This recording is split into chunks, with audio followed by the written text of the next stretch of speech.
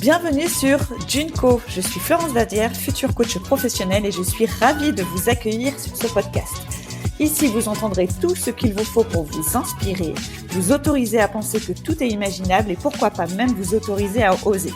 Votre soutien est le seul et meilleur moyen de faire grandir Junko. Alors n'attendez plus, allez nous mettre un joli avis et 5 étoiles sur Apple Podcast et Spotify et venez nous suivre sur le compte Instagram Junko-coaching.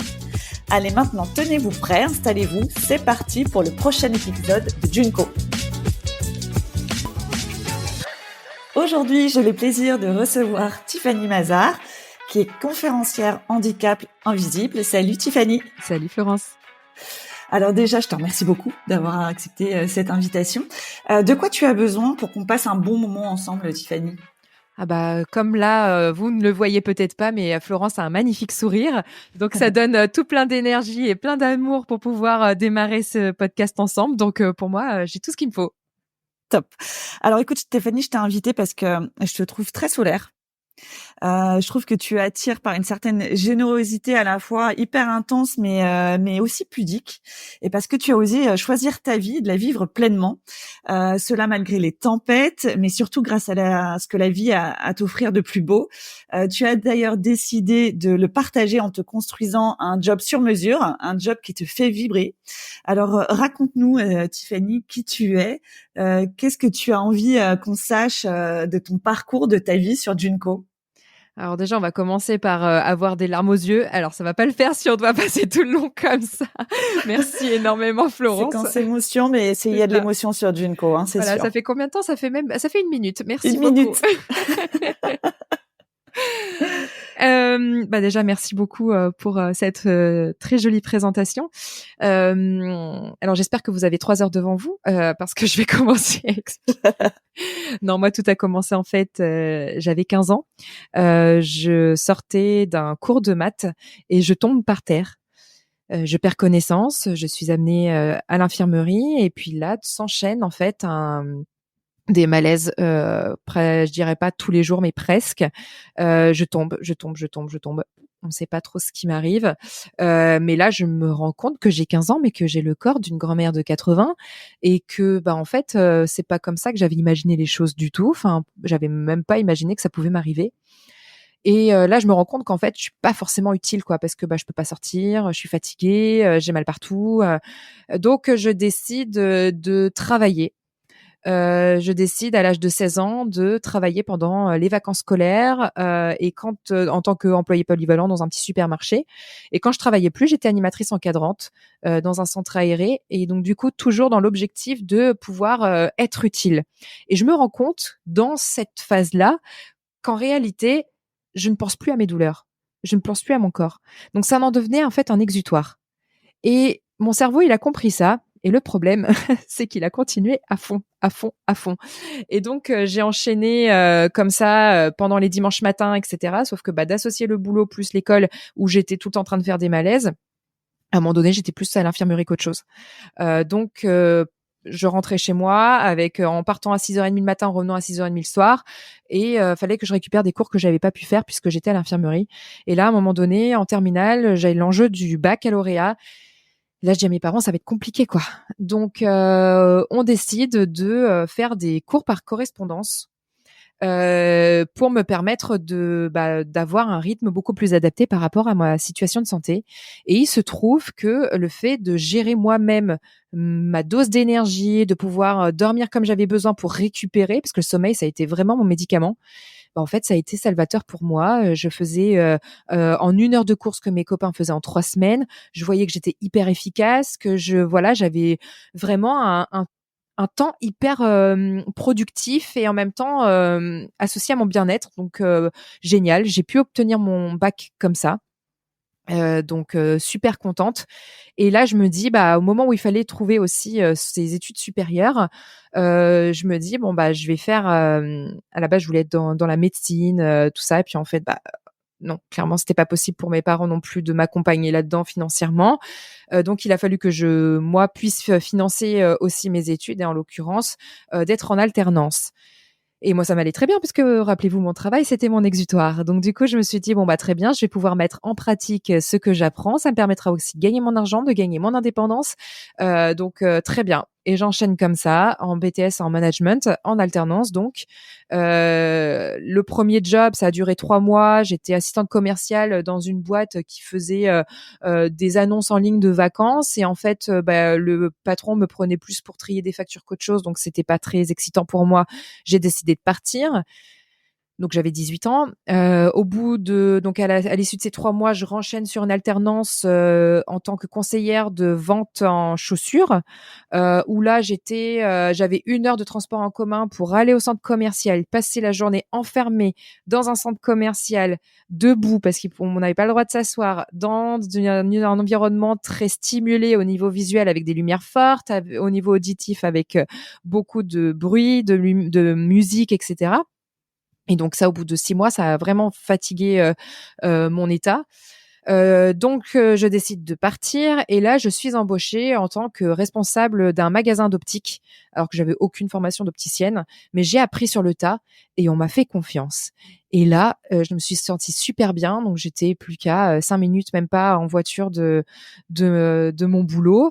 J'étais aussi bien en gestion administrative que en conseil client, que dans l'atelier. On m'a vraiment appris tout. On m'a fait confiance et moi, je me sentais bien parce que je me sentais utile. C'était un métier dans le paramédical, donc quelque part, voilà, il y avait ce côté un petit peu soin que j'apportais que j'avais pas pu faire pendant mes études. Donc j'étais trop bien, sauf qu'à un moment donné, je me réveille un matin et impossible de me lever. Mon corps me laisse complètement de marbre dans mon lit. Ça a duré 2-3 jours et donc je décide d'aller voir mon médecin. Il me fait: «Bon, écoute, on va faire ce qu'on appelle un diagnostic par élimination». Et là, du coup, on enchaîne une batterie d'examens et tous se révèlent en étant négatifs, dans le sens où tout va bien. Et là, je me dis: «Mais alors attendez, moi j'ai des douleurs vraiment partout, je dors très mal, enfin c'est bizarre quoi». Enfin, je cherchais pas à savoir que ça n'allait pas, je cherchais des solutions. Et là, en l'occurrence, en faisant des examens médicaux, il y avait pas de solution quoi. Mais là, t'as quel âge là du coup à ce moment-là? 22 ans. 22 ans. Donc là, de tes 15 ans à tes 22 ans, t'as des douleurs, tu fais des malaises, tout est compliqué, tu dors pas bien. Et à côté de ça, là, quand on voit là tout ce que t'as enchaîné, t'arrives à tenir quoi. Ton corps tient, ta tête tient jusqu'au jour où t'es cloué au lit comme ça pendant 3 jours, où là, c'est batterie d'examen et on besoin de trouver ce qui va pas quoi. C'est exactement ça. Et donc à un moment donné, donc on enchaîne voilà plein d'examens médicaux. Je passe devant un rhumatologue qui me dit: «Bon écoutez, là en fait vous êtes dans le cadre d'un syndrome qui s'appelle la fibromyalgie». Alors pour vous expliquer la différence entre une maladie et un syndrome, c'est qu'une maladie, il y a ce qu'on appelle des biomarqueurs et donc du coup ça montre, en fait c'est parce qu'il y a des examens médicaux qui montrent qu'il y a quelque chose. Or dans la fibromyalgie, il n'y a pas ces indicateurs-là, donc on appelle ça un syndrome. Et donc du coup je fais d'accord, ok, et donc c'est quoi les solutions, c'est quoi le souci et tout. Puis en fait c'est une maladie musculaire, enfin maladie je viens de le dire, un syndrome musculaire qui provoque des douleurs musculaires et articulaires diffuses dans tout le corps, qui va vous durer toute votre vie et il n'y a pas de traitement. Donc j'ai 22 ans, je sors de ce rendez-vous dépitée en me disant: alors attends, on vient de me dire que je vais vivre toute ma vie avec ces douleurs sans aucune solution. Ok. Et puis il me dit: ah oui, puis alors c'est pas reconnu par la sécurité sociale. Ok. Parce que du coup, il y a un manque de biomarqueurs. Si la Sécu voit qu'il n'y a pas de preuve que j'ai quelque chose, c'est que c'est dans ma tête. Et ce truc-là, ce côté psychosomatique, on me le sort énormément. Et c'est le cas de beaucoup de personnes qui ont ce qu'on appelle un handicap invisible. Et la fibromyalgie fait partie de ces handicaps invisibles. Pour donner un petit peu de chiffres, on est à peu près 12 millions de personnes en situation de handicap en France. Et quand je vous dis handicap, dans l'imaginaire collectif, tout de suite, ce qui vient, c'est une personne en fauteuil. Les personnes en fauteuil, ça représente 1,6% des handicaps en France. Et dans ces 12 millions, il y a 80% des handicaps qui sont invisibles. Ça représente à peu près entre 9 et 10 millions de personnes en France. Mmh. Ça va être des troubles, donc des maladies, comme je viens de vous le dire, mais ça peut être aussi la sclérose en plaques, la spondylarthrite, le diabète, voilà, le cancer, mais également des troubles du neurodéveloppement, et c'est mon cas, et je vous le dirai un peu plus tard. Ça peut être des troubles psychiques, ça voilà, c'est toutes ces choses-là en fait qu'on ne voit pas, mais qui existent et qui ont un impact conséquent sur la vie au quotidien. OK. Et donc du coup, la seule manière pour moi de reconnaître mon handicap, je l'ai actionné tout de suite.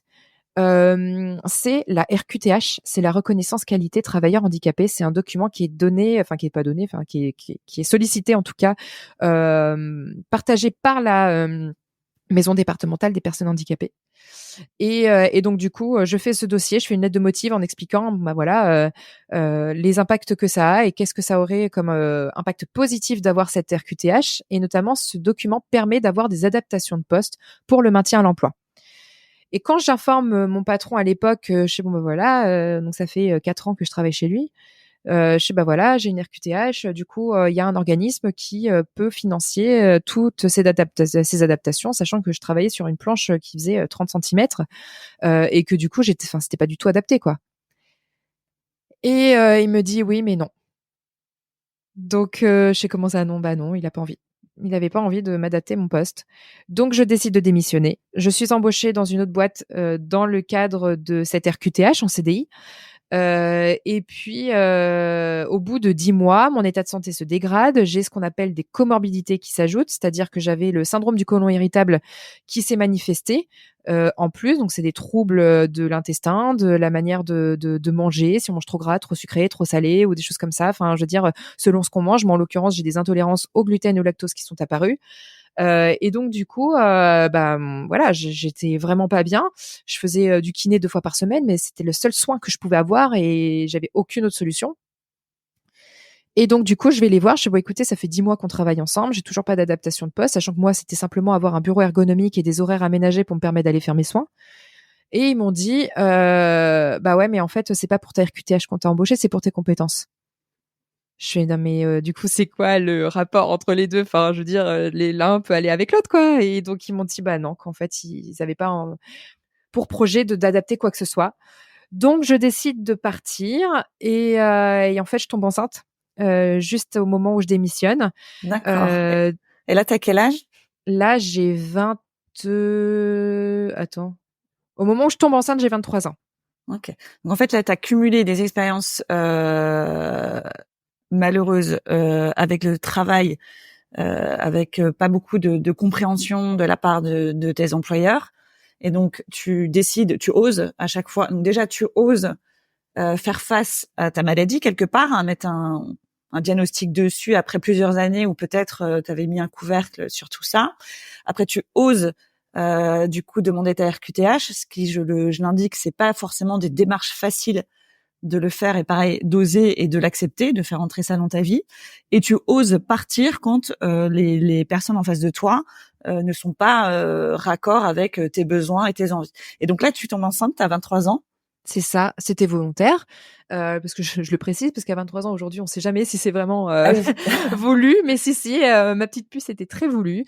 Bon, je suis alitée tout au long de ma grossesse, mais c'était pas associé à ma maladie, mais ça n'empêche que voilà, du coup, j'ai vécu une grossesse particulièrement, voilà, intense au niveau émotionnel, parce qu'il fallait que tous les jours je la garde au chaud auprès de moi. Et donc l'accouchement se passe plutôt bien. Ça réveille quand même des douleurs particulièrement fortes chez moi. Le fait d'enchaîner après avec un enfant, voilà, un nouveau-né, le rythme des nuits, etc., Ouais. où c'est compliqué déjà de base pour moi. Et donc du coup, je décide de trouver un boulot à un moment donné parce que bah voilà, je suis maman, mais derrière c'est la première fois que je suis au chômage. Et là, je suis une femme en situation de handicap et jeune maman. Et là, je me dis, waouh, on est dans une société qui est pas très cool avec ce public-là. Comment on va faire? Impeccable, le CV, impeccable. Ah ouais, non, mais je pars plutôt bien. Et du coup, j'enchaîne les entretiens. Et puis à chaque fois, refus, parce que ils peuvent pas adapter le poste, parce que voilà, on est clair avec moi hein, sur les raisons, mais c'est très discriminatoire. Hein. Et d'ailleurs, le handicap est la première discrimination en France à l'embauche. Mm. Et là, je me dis, bon, bah, ok, personne veut m'embaucher. eh ben moi, je vais embaucher mon patron. Et donc, je décide de créer une annonce sur le Bon Coin où je fais une annonce pour embaucher mon patron. Et cette annonce, elle fait le buzz dans les médias. Au Ok, point... donc là tu balances sur le Bon Coin dans la catégorie emploi, recherche, patron. Exactement. Bah, même pas recherche patron, ça n'existe pas, mais en tout cas des candidatures, hein, là où il y a les recherches Ouais. d'emploi, du coup. Sauf que Bah toi moi, tu la transformes en recherche patron. c'est ça. C'est ça, en disant que bah voilà, ils allaient m'embaucher pour mes compétences, que ils allaient me rémunérer pour ce que je vaux, que voilà, enfin que des choses comme ça. Et j'ai même demandé à ce qu'ils aient un diplôme Jiffy de la gentillesse. Enfin voilà, l'idée c'était vraiment d'aller sur ce côté un petit peu Décalé, humoristique, mais ouais, voilà. oui, mais quand même le message est clair. Tu l'as gardé cette capture d'écran, quelque chose de cette annonce? Alors oui, bah alors sur internet, de toute façon, il y a tellement de médias qui l'ont repris, que ce Ah soit d'accord, bon on la ouais, verra, je la mettrai. C'est BFM, ouais, Ouest France, voilà, tout ça, ça a été repris d'accord. pas mal. Ah oui, donc gros buzz quoi. Ouais, ouais, ouais. Et bah du coup, c'est vraiment atterri dans les oreilles d'un patron que j'ai vraiment embauché, d'une start-up qui était basée sur Paris, qui proposait des Wi-Fi de poche, et ils m'ont embauché en tant que responsable communication. Et pour eux, c'était même pas un sujet, l'adaptation de poste, c'était télétravail, parce que de toute façon, ils étaient sur Paris, moi j'étais sur Rennes. Ok. Donc pour eux, c'était même pas un sujet, et ça s'est super bien passé. Vraiment, pour moi, c'était l'adaptation qu'il me fallait. J'étais payée pour ce que je savais faire, et je kiffais ce que je faisais, donc génial.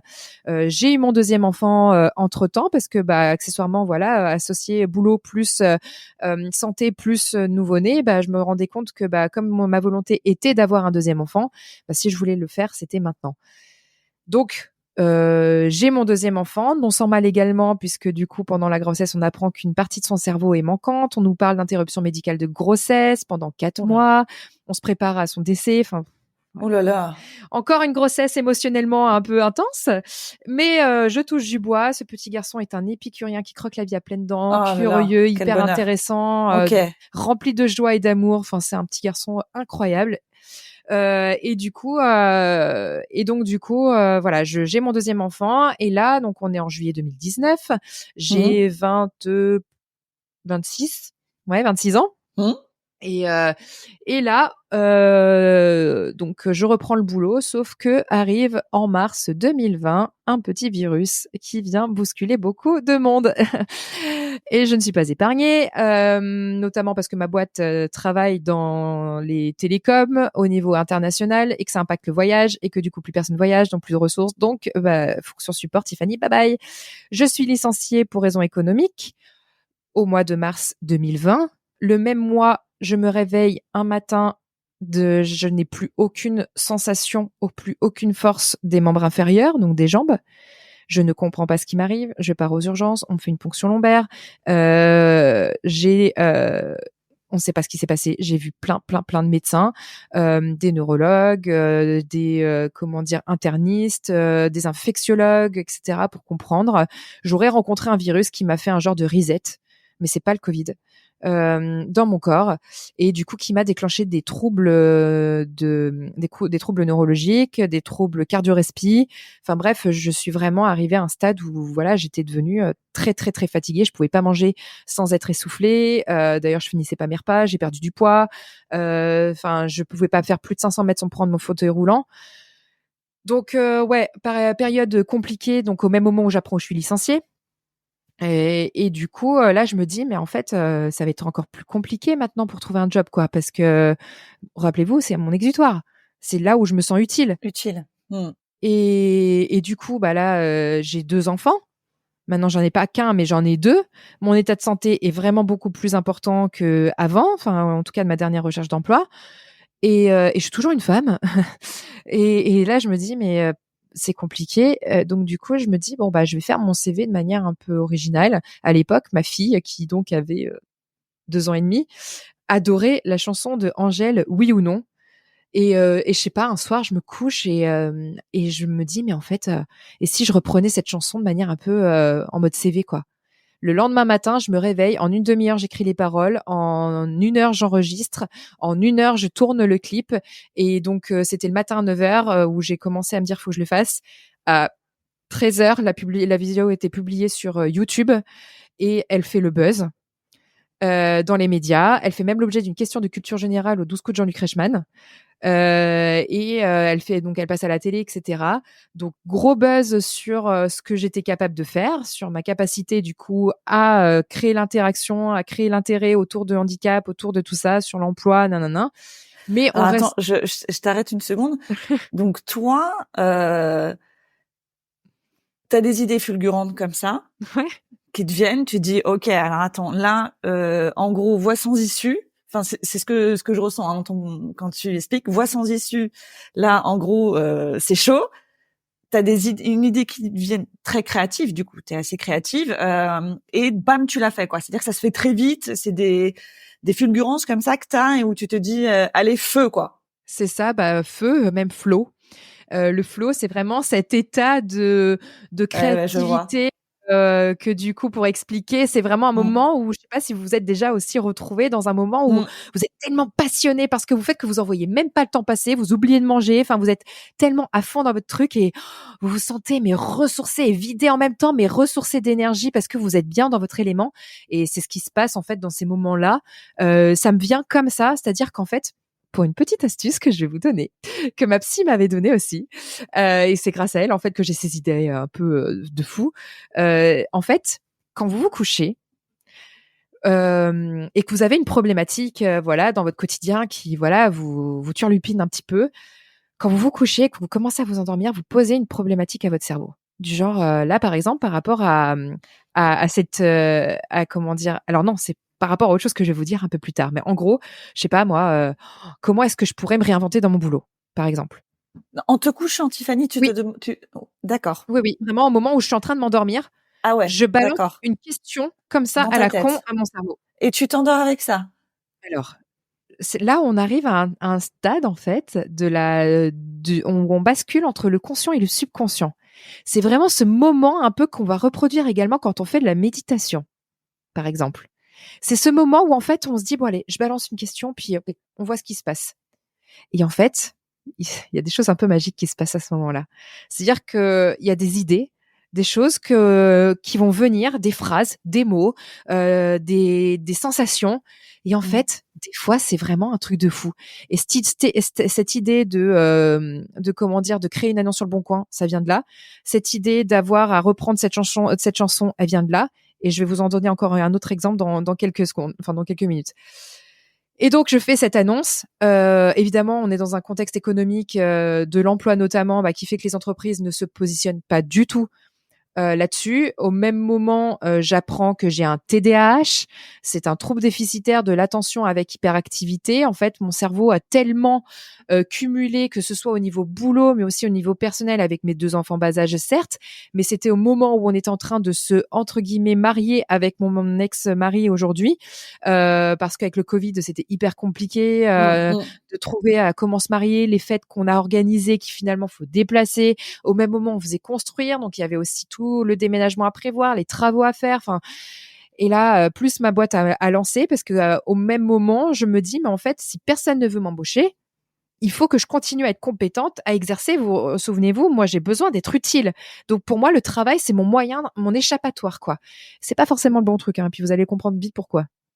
Et donc du coup, j'enchaîne avec tout ça, ce qui fait que à un moment donné, et ben, en septembre 2021, donc enfin, alors je reviens un peu avant.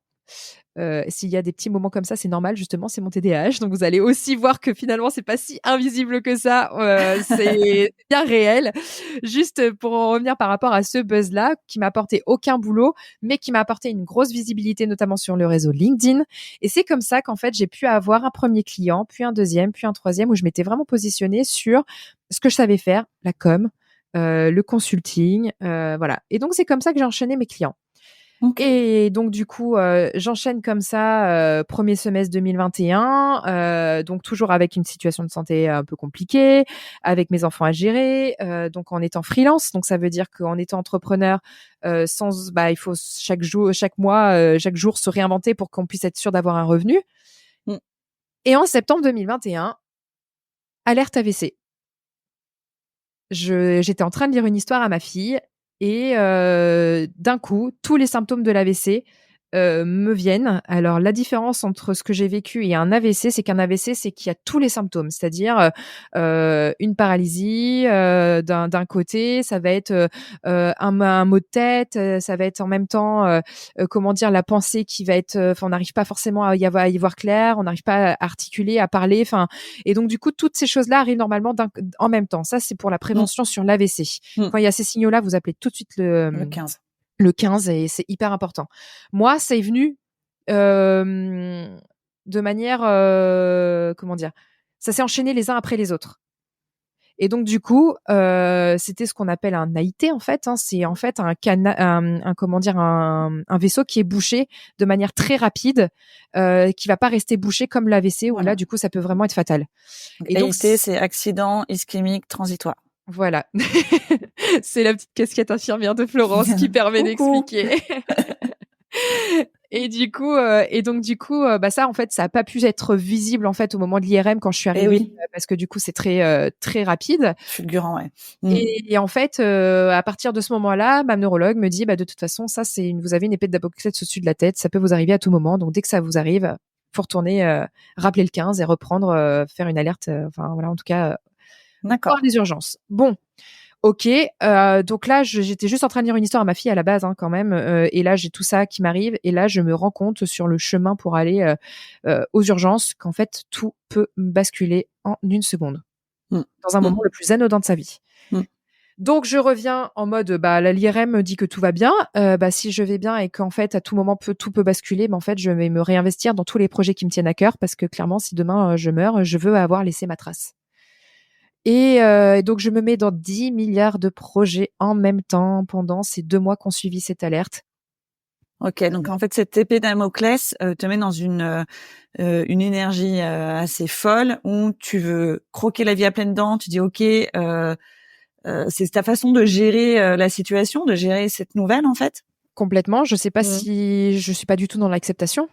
Ouais. Là, je suis dans un déni de ce qui m'arrive en me disant, là, c'est le cérébral qui parle en mode l'ego qui dit qu'il faut absolument être utile, qu'il faut absolument faut faire quoi, faut faire. Ouais, pour oublier en fait, pour oublier ses douleurs, pour oublier la réalité où le cerveau a quand même donné une alerte pas des moindres quoi. Il m'a dit qu'en gros, je peux mourir, mais moi plutôt que de l'entendre en mode prends soin de toi, prends du temps pour toi.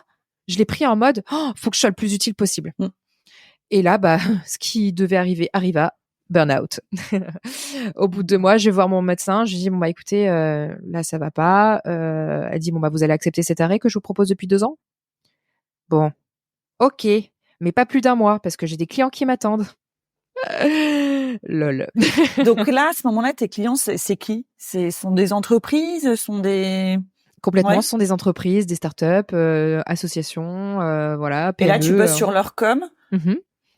Sur leur com, sur le consulting de leur stratégie, sur la manière de les valoriser pour qu'ils puissent Et c'est justement ce buzz du coup avec la chanson d'Angèle qui t'a permis d'avoir cette visibilité, de trouver des clients et de développer cette boîte quoi. Exactement. Ok, tu bosses toute seule? Oui.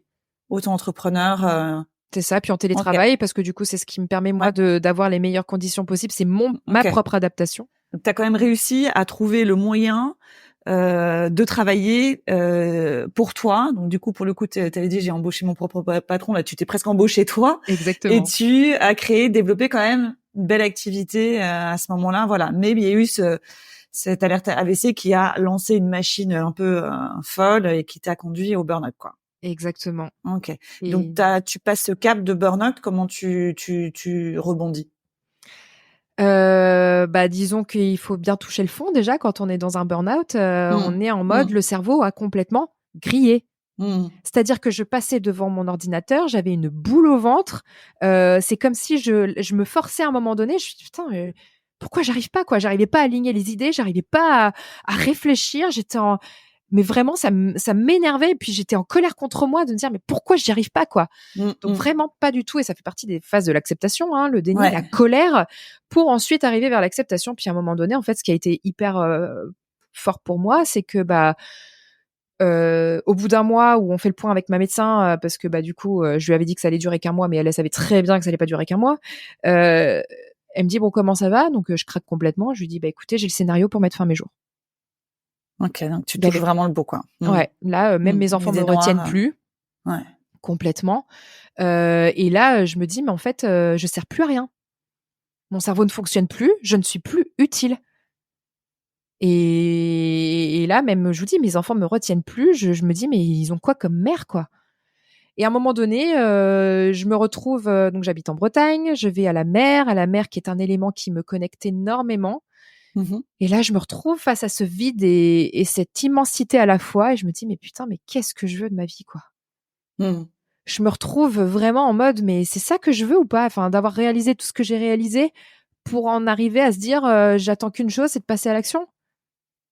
Et en fait, bah, non, je me suis fait une promesse et je me souviens avoir touché un rocher particulièrement et ce serait drôle que je retourne sur ce lieu et au moment où je vous parle, je suis dans une période aussi, très intense et du coup, ça me remue un peu.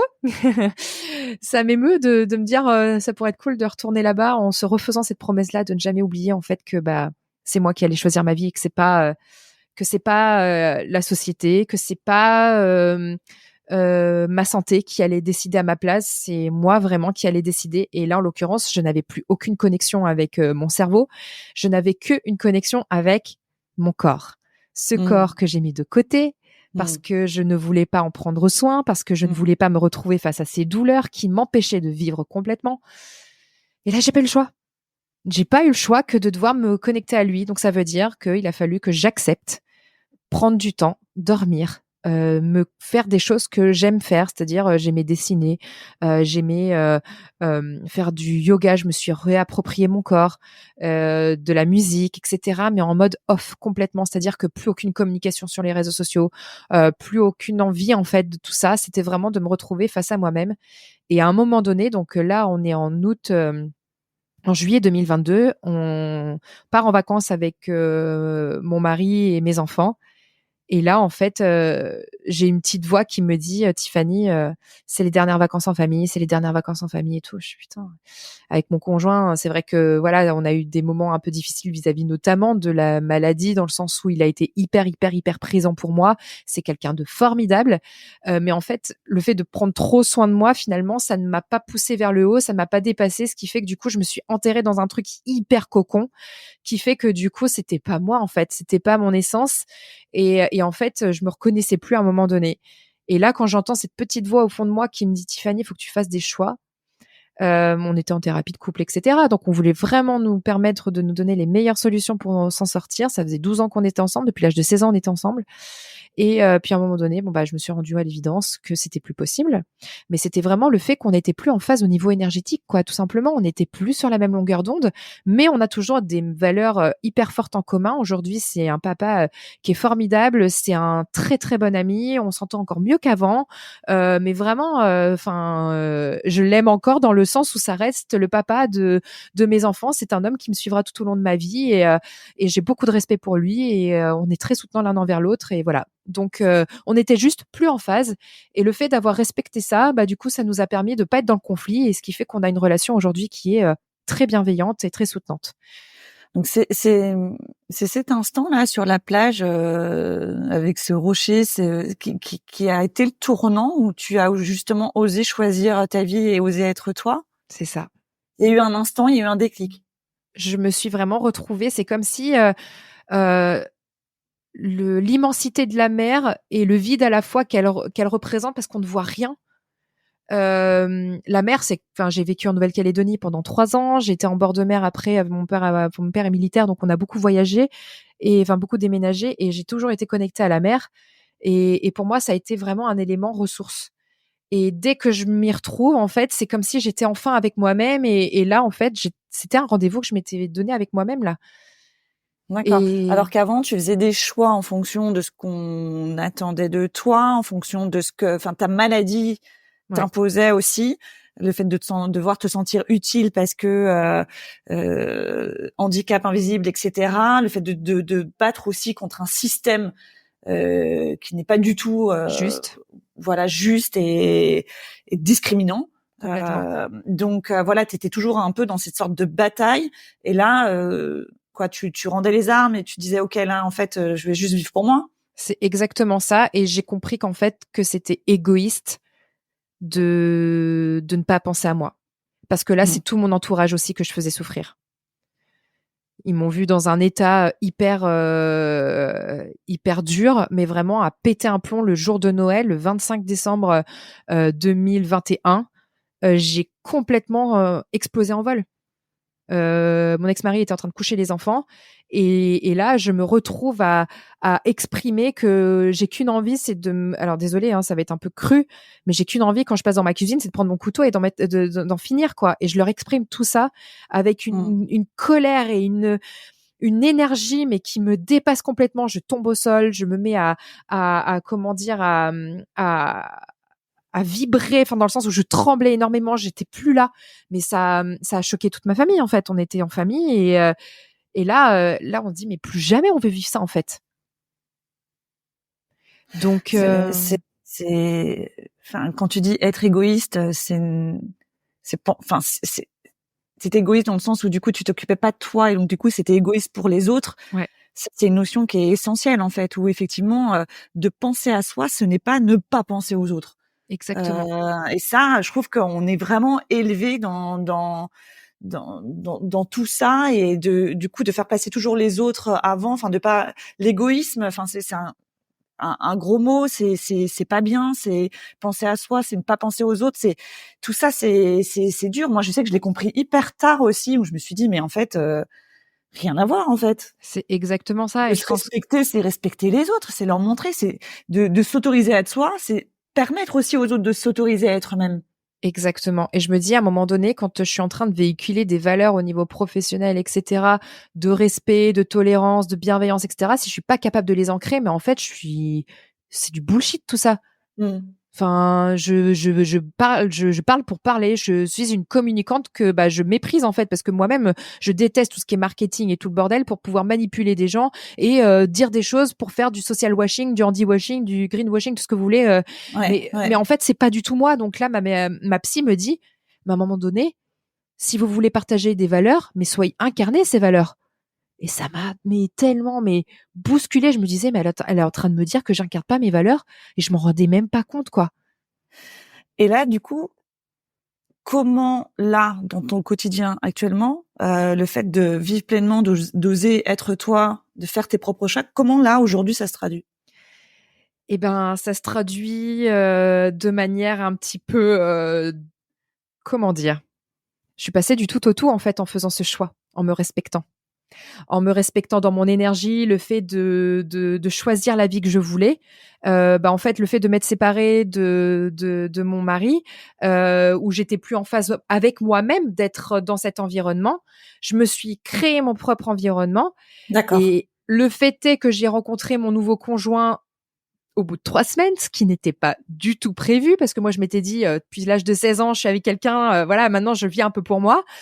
Et puis bah je le rencontre lui et il se trouve que voilà, c'est un sportif de haut niveau qui prépare les Jeux paralympiques de Paris et qui du coup a vécu un cancer à l'âge de 17 ans et qui a une notion de la vie qui est aussi très particulière et avec laquelle je me connecte énormément, une notion du temps qui est également très particulière avec laquelle je me retrouve beaucoup.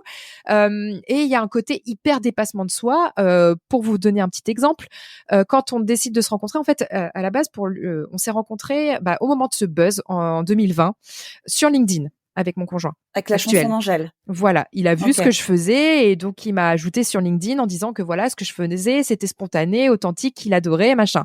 Donc à la base, on s'est connecté sur LinkedIn, enfin il s'est connecté à moi sur LinkedIn, simplement professionnellement parce que voilà, il voulait qu'on fasse un truc autour du handicap invisible, lui-même étant concerné, etc. Donc c'était vraiment purement professionnel. Et à chaque fois qu'il me consultait par rapport à son idée, bah en fait moi je venais toujours un peu déglinguer ses idées. Enfin j'étais jamais en phase avec ce qu'il disait, mais il insistait quoi. Il revenait vers moi, mais du coup si on fait ça comme ça et tout, je sais pas, non, je trouve pas ça pertinent, je préfère ça et tout. Bon, bref. Donc le mec à un moment donné, La il s'est vie dit, contradictoire, quoi. ah non, puis alors lui, il a pas lâché le morceau, hein. Et puis Bonne stratégie, Tiffany, très bonne t'as vu, stratégie. hein, fuis-le, il te suit, suis-le, il te fuit, hein. Ça, tu l'avais déjà bien compris. Non, heureusement que c'était pas du tout conscient. Non, je te taquine. Mais du coup, à un moment donné, il me dit bon, écoute, tu sais quoi, ce truc-là, on va le faire ensemble parce qu'à un moment donné, je vais pas avancer, quoi. Et Ah, sympa. du Ok. coup, au moment où je lui annonce que je suis séparée de mon mari, lui qui avait essayé de me trouver des solutions parce que lui-même s'était séparé de la maman de ses enfants, en fait, on décide de se rencontrer pour de vrai le 5 septembre 2022, donc 3 semaines après que je me sois séparée. Et là, pour moi, c'était un énorme dépassement de soi parce que, rappelez-vous, j'étais pas capable de faire plus de 500 mètres sans prendre mon fauteuil roulant. Je faisais des malaises, je pouvais pas respirer sans être Ah ouais, essoufflée. J'étais d'accord, encore dans t'en cet étais là. état-là. Ah ouais, ok. Et là, je me dis, punaise, il faut que j'aille sur Paris. Comment je vais faire?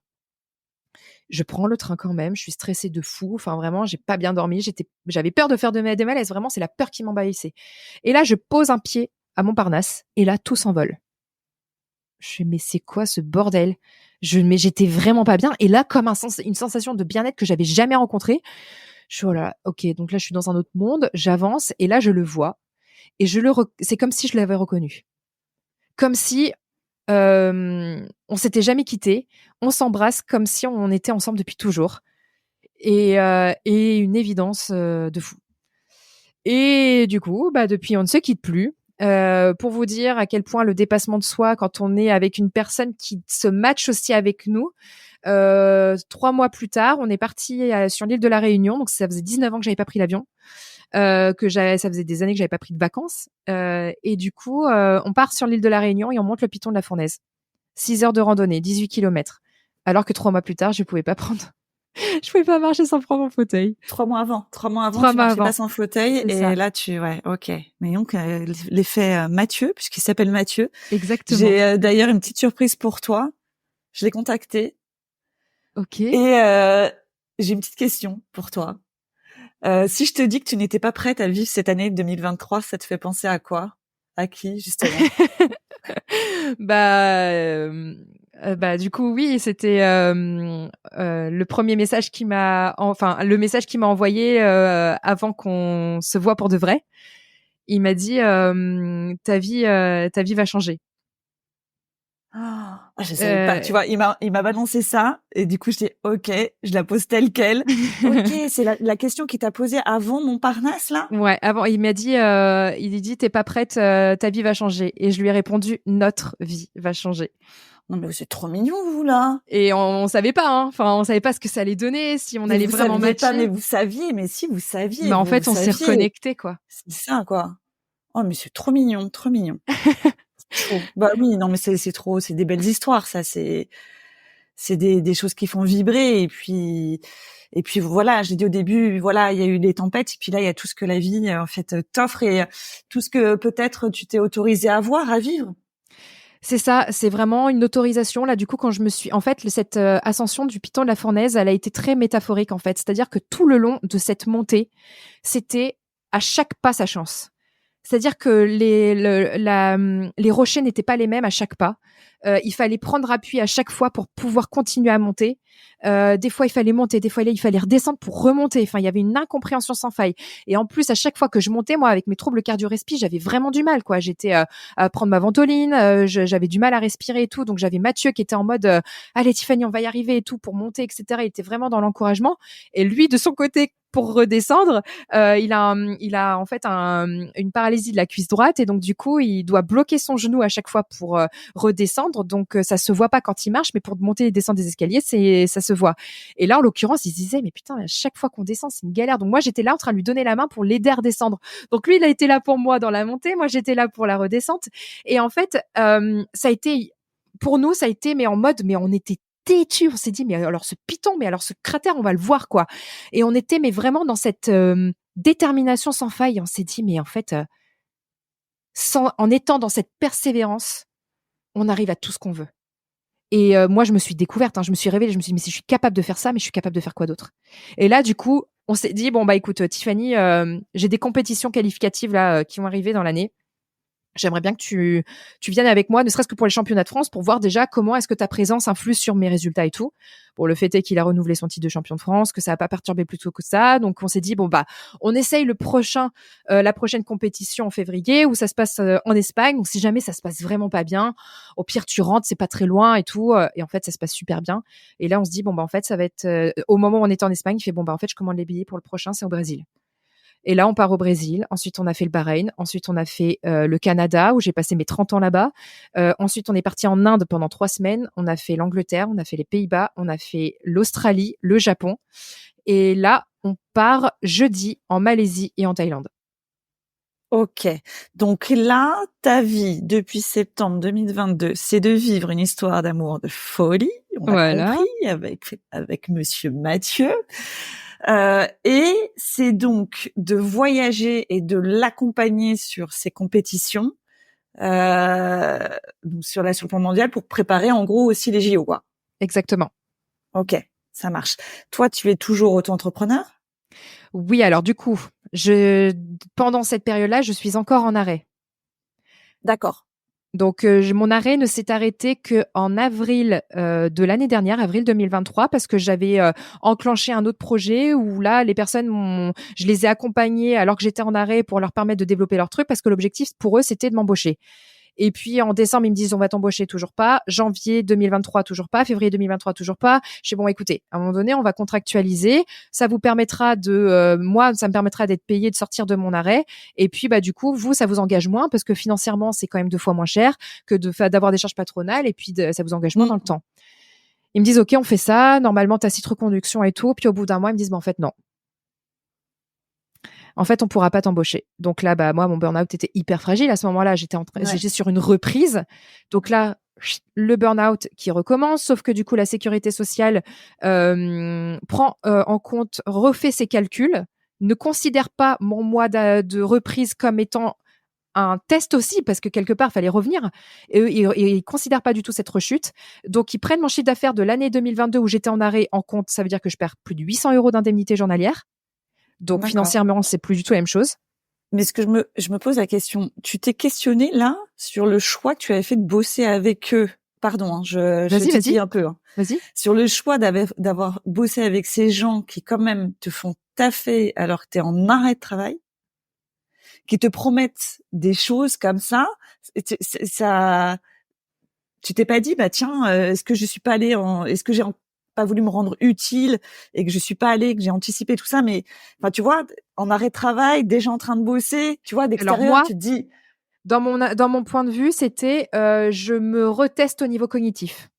Donc c'était pour voir de me réassocier avec moi-même par rapport à mon cerveau. Ça faisait presque 1 an que j'étais en arrêt. Donc je m'étais dit bon bah du coup c'est l'occasion pour moi de voir ce que OK, je vaux encore et en même temps OK. d'accompagner des amis parce qu'à la Ah base oui, c'était OK. aussi ce côté affectif, tu vois, Je c'était comprends mieux. D'accord, parce que le fait de se tester pardon cognitivement, il y a plein d'autres manières de le faire que le ouais. travail. Bah ouais, bah là Mais du coup moi ça a été tu voilà. vois le réflexe Mais bon les amis, je comprends. OK. Donc je me dis, tu vois, c'est des copains avec qui on a déjà vécu une expérience entrepreneuriale où ça s'était pas bien passé et là ils voulaient rebondir de cette expérience D'accord, en OK. me faisant confiance de nouveau. Donc je m'étais dit bon bah voilà, je vais les soutenir, tu vois. OK. Sauf que bon, au final, ça s'est pas du tout passé comme prévu et que je me suis, bah, je pense, faite avoir puisque j'ai toujours pas été payée et donc du coup, je perds donc ces indemnités journalières, donc je me retrouve financièrement vraiment dans la galère et puis là, je me dis, mais en fait, je fais quoi, quoi? Donc là, on décide de partir, comment dire, en Inde à la base pour s'entraîner pour Mathieu. Et puis bon, on en profite aussi pour avoir ce côté un peu spirituel, découvrir une autre culture. Personnellement, j'ai adoré. Il paraît que l'Inde, c'est soit on aime, soit on adore. Moi, soit on aime, soit on adore. C'est vrai, lapsus. Soit on aime, soit on déteste. Soit on aime ou soit on aime. voilà, voilà. Pour moi, c'était j'aime. Et du coup. Et donc, du coup, je voyais que Mathieu, à côté de ça, qui est aussi entrepreneur, il a des alternants, des agents pour faire des conférences, des interventions, des projets, etc. Je vois qu'il a vraiment besoin d'aide. Et là, je me dis, bon, écoute, moi, j'ai besoin de faire marcher mon cerveau. Je sais que je prends soin de moi dans le sens où je voyage avec lui, etc. Est-ce qu'on peut pas lier l'utile à l'agréable? Comme ça, bah, toi, tu as besoin de ressources. Moi, du coup, on fait un test là pendant ces 2 mois. Et puis, de ces 2 mois de vacances. Et puis, on voit quoi si ça fonctionne. Le fait est que ça fonctionne très bien. Ça fonctionne très bien. Je suis en mode un peu pilotage en fait de ces projets. Je Ok. manage ces alternants. J'articule voilà tous ces projets avec ces agents, etc. Donc ça se passe super bien. À la base, l'objectif c'était aussi qu'il puisse me rémunérer au travers de sa boîte. Financièrement, ça a été plus compliqué que ça. Donc finalement, je me rends compte que je ne pourrais pas vivre de ça. Donc je me retrouve avec finalement ce constat que va falloir que je vois comment je me réinvente. Et là, j'apprends que la sécurité sociale me demande de rembourser l'intégralité de ce que j'avais perçu, soit 5 300 € depuis le mois de mai, parce qu'ils se sont trompés dans leurs calculs. D'accord. Donc ça, j'apprends ça au mois d'octobre. Et là, je me dis, en fait, là, j'ai plus du tout d'arrêt. Là, ils m'ont complètement squeezé mes aides. Je n'ai pas le choix. Là, j'ai plus que zéro. Là, je vis sur mes économies. Je n'ai plus le choix que de devoir me réinventer. Et quelques mois plus tôt, nous nous sommes rencontrés, Florence, lors d'un Oui. événement. Le TEDx Youth Exactement. de Rennes, hein, où j'ai eu le plaisir de pouvoir voir ta prestation. J'étais avec ma fille de 15 ans et c'est là, ouais, qu'on s'est rencontrés. Et en fait, ça a été pour moi. Alors, j'ai eu 3 semaines pour préparer ce TEDx. Alors d'habitude, il faut à peu près 6 mois. Moi, j'ai eu 3 semaines et ça a été un exercice que j'ai adoré. La scène, je l'avais déjà vue en tant que chanteuse ou en tant que mannequin, mais là, en tant qu'oratrice, c'est différent. Et en fait, quand j'ai vu l'impact que ça avait, il y a des gens qui ont changé de vie après mon TEDx, quoi. Et j'ai fait d'autres conférences après. Et en fait, je me suis ouverte à recevoir plutôt que d'être tout le temps dans le don et être utile. Je me suis dit, il faut que je reçoive un petit peu ce qu'on en dit. C'est accepter d'accueillir ce qu'on partage. Et là, je me rends compte qu'en fait, ça aide des gens. Et là, je me dis, mais attends, ça veut dire que je suis utile. Ça veut dire que là, je suis dans un moment de flow, un moment de passion avec l'humain, etc., à transmettre mon histoire, mais que quitte à en avoir bavé pendant toute ma vie, parce que j'ai pas que le handicap, j'ai également subi une agression sexuelle, du harcèlement scolaire, etc., c'est te dire, quitte à en avoir bavé toute ma vie, autant que ça serve à quelque chose. Et là, je me rends compte qu'en fait, les gens passent à l'action à chaque fois que j'interviens. Et là, je me dis, voilà, je pense que maintenant, ma voix, c'est ma voix. Et donc du coup, je décide du coup de me positionner vis-à-vis de ces conférences. Et aujourd'hui, je mobilise du coup mon énergie au travers de ces conférences. D'accord, donc avoir un impact sur le monde, pouvoir permettre aux personnes d'avoir une autre perspective, d'entendre un témoignage, de leur donner de l'espoir. Ouais, l'objectif, c'est de permettre de montrer qu'en fait, tout est possible, qu'on est tous capables d'eux et qu'on a tous une lumière en soi, même si on n'y croit plus. Je l'ai vécu. Et en fait, s'il y a bien quelque chose que j'ai bien pu comprendre durant toute cette année 2023 au travers de tous ces voyages, de ces remises en question, de ces ups et de ces downs, s'il y a quelque chose sur laquelle je vais bien capitaliser cette année, c'est l'amour. Plus on est en amour de soi, plus on est en phase avec ses valeurs et plus ça s'ancre dans nos actions et derrière on attire cet amour. On attire cette lumière pour nous permettre de continuer à être utile, à être dans le don de soi, à être dans le partage, dans cette bienveillance, dans cette tolérance. Et plus j'en parle et plus les gens me disent ah ouais, encore là, je venais terminer un call avec quelqu'un avant qu'on ait notre moment toutes les deux. Je lui parle de ça. Le mec, il travaille à l'Académie de Paris, hein. Donc l'éducation, tout ça, machin. Je lui parle d'amour. Il me dit mais merci d'en parler. Et du coup, je me dis mais c'est pas le premier, hein. Et je me dis mais les gens ont besoin d'amour en fait. À l'étranger, l'amour c'est une réalité. Ça y est, les gens travaillent avec amour, ils vivent avec amour, ils le cultivent avec amour, ils interagissent avec amour. C'est une réalité dans les autres pays du monde. Comment on peut faire venir ça en France, vraiment, nous qui sommes le pays de l'amour? On n'est pas capable de l'ancrer dans tout ce qu'on fait. C'est un truc de fou. Et on va dire, oh, c'est bon, arrête avec tes films à l'eau de rose. Voilà, on est très romantique dans le para. Mais comment est-ce qu'on peut vraiment, plutôt que de paraître, comment on peut l'être, cet amour? Et c'est vraiment cette invitation à s'autoriser à s'aimer, à s'accepter pour ce qu'on est et non pas sur ce qu'on représente.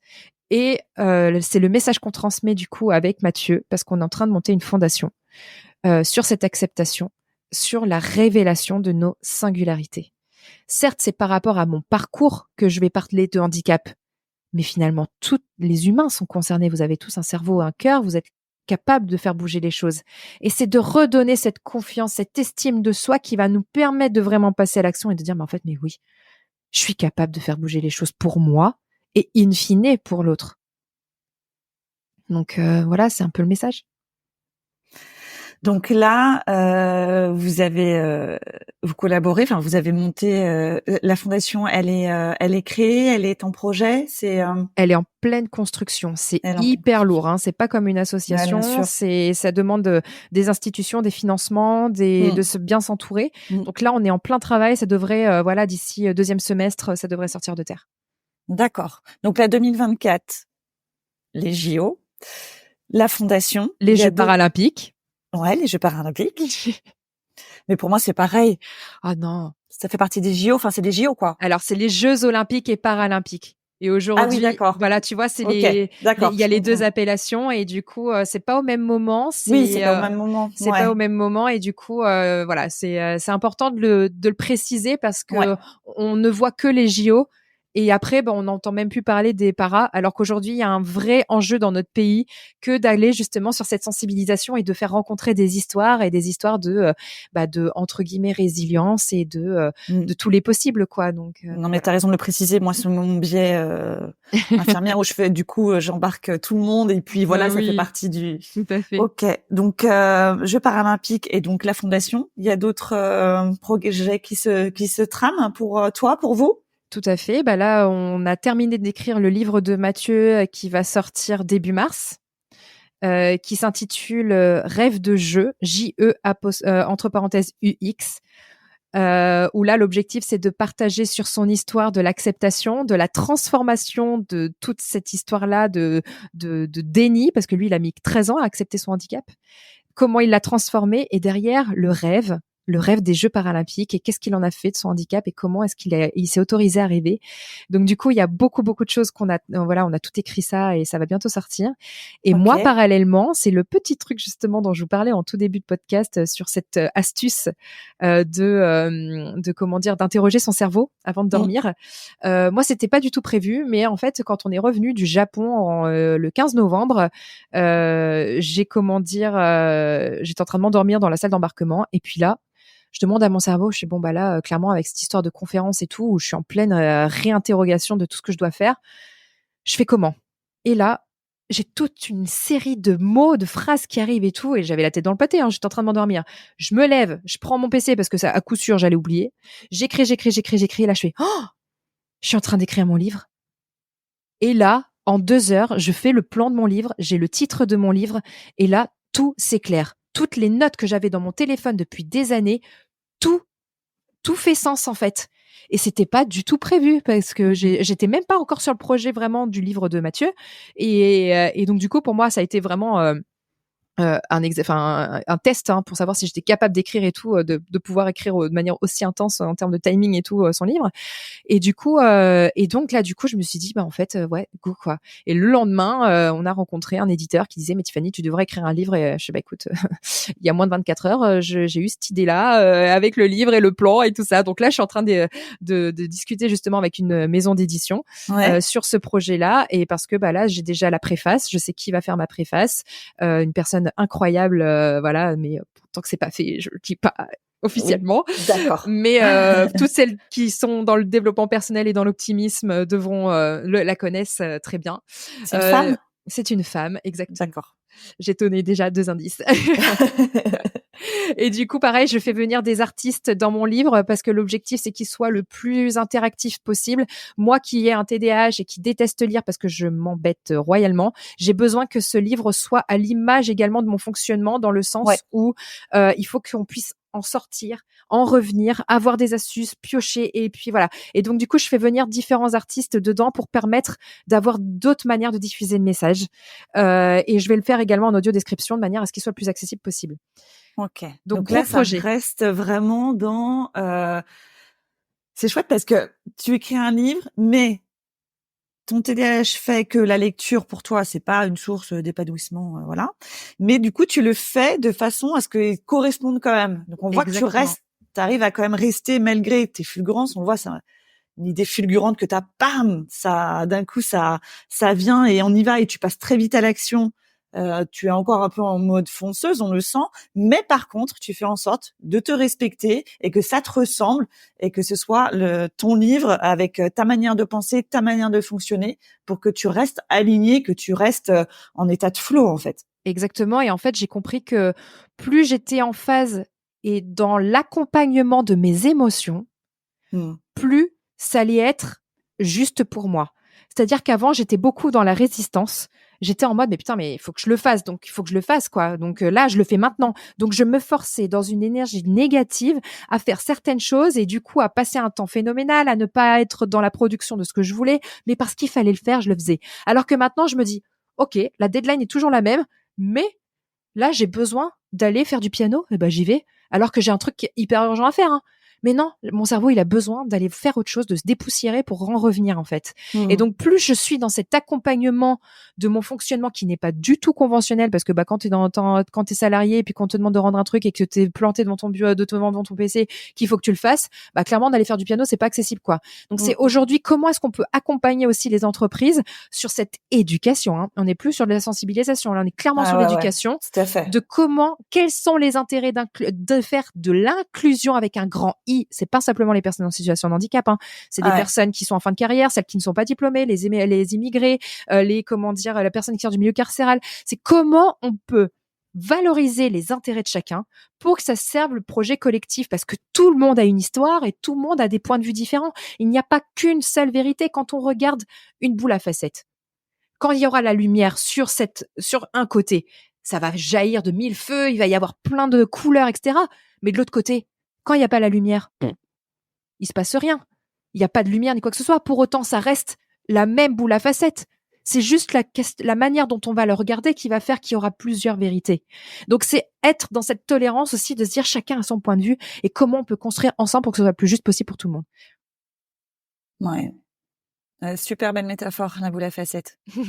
Et je la Ouais, tiens ouais, de mon amie qui s'appelle Madame Boule à facettes, qui a aussi beaucoup à partager sur cette notion-là, sur le oser être et vivre pleinement. Donc voilà. ok. Et pour terminer, oser, comme ça, mettre des choses en place, euh, développer des services, proposer des services à des entreprises, c'est aussi oser se vendre. Comment c'est pour toi oser justement vendre ces prestations-là qui sont un petit peu à la marge enfin pas la marge, c'est pas le bon mot, mais tu vois, tu vends pas des chaises. Ou alors et tu présentes ton produit, tac, c'est 4 chaises, elles sont machin, elles coûtent tant, voilà. Tu proposes quelque chose d'assez innovant, même si quand même ce sont des sujets maintenant. C'est voilà, j'ose espérer que les gens quand même se saisissent de ces sujets-là. Mais tu vois, il faut que du coup tu vendes tes prestations, t'es auto-entrepreneur. Moi, ça m'intéresse de savoir comment c'est pour toi de vendre tes services. Est-ce que tu continues de profiter de cette visibilité sur LinkedIn? Comment voilà, quels sont tes leviers, quoi? Et ben mon levier, c'est moi-même, dans le sens où j'accepte d'être cette créative, j'accepte de comment dire de voir que je crée de l'impact. Et donc j'analyse mes posts que je fais et je me dis bah tiens, quand j'ai fait tel type de contenu, ça a bien fonctionné, les gens ont été réactifs, donc ça veut dire qu'il faut que j'aille dans ce truc-là. Mais en même temps, j'ai pas envie de me plier à ce qui est attendu. Donc du coup, je me dis bon, ils réagissent pas mal à ça, mais comment je peux aller les chercher encore un peu plus loin? Donc en fait, je suis pas dans la vente directe de bonjour, je suis conférencière, j'ai telle prestation, est-ce qu'on en discute? Je suis pas du tout commerciale et je sais pas du tout ma façon de fonctionner. Moi, je vais plutôt vendre entre guillemets par entre guillemets l'exemplarité, dans le sens où je montre ce que je suis capable de faire. Ok. Si je suis capable de faire une action, comment dire? Mon métier, c'est de délivrer des messages. Si je suis pas capable de délivrer des messages dans ma communication, c'est que je suis pas une bonne conférencière. Pour Mmh. moi, hein, c'est mon point de vue. Mmh. Donc du coup, plus je vais être en phase avec mon histoire et être la plus humaine, authentique et vulnérable possible, plus en fait on va se connecter à mon histoire et plus on aura envie d'en savoir plus. Donc du coup aujourd'hui c'est ce qui se passe, c'est que plus je prends la parole de manière spontanée, parce que ça me vient maintenant et que je respecte ce flow, ces émotions positives en moi, peu importe. Et l'autre fois, il était 2 heures du matin, j'avais une idée, je sais putain, faut que je l'écrive, ou alors mais parce que c'est sur ce moment où ma vérité est la bonne et mon intuition est la bonne. Et plus on se connecte à son intuition, plus on s'écoute, plus en fait on est dans la justesse. Les mots sont les meilleurs, l'énergie est la bonne. Donc du coup, je me respecte en fait là-dedans et je pense pas forcément à j'espère qu'il y aura tant de vues, j'espère que ça va réagir ni quoi que ce soit. Non, je me concentre sur le message que j'ai à délivrer. Je sais qu'aujourd'hui, il faut que dans mon métier de conférencière, c'est par mon histoire que du coup les messages vont passer. Et ben je vais oser exprimer mes vulnérabilités. Là, le dernier post en date, c'est j'en bave tous les jours, mais je continue de sourire. Donc c'est afficher que ouais, j'en chie tous les jours, mais qu'est-ce que j'en fais?